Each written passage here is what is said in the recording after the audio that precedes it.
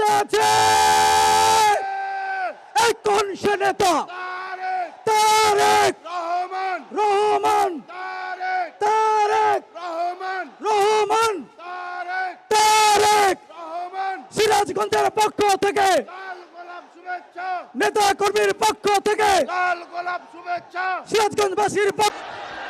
বাংলাদেশের একমাত্র smart city Bashundhara এখন আরো নিরাপদ, আধুনিকতায় আরো এক ধাপ এগিয়ে।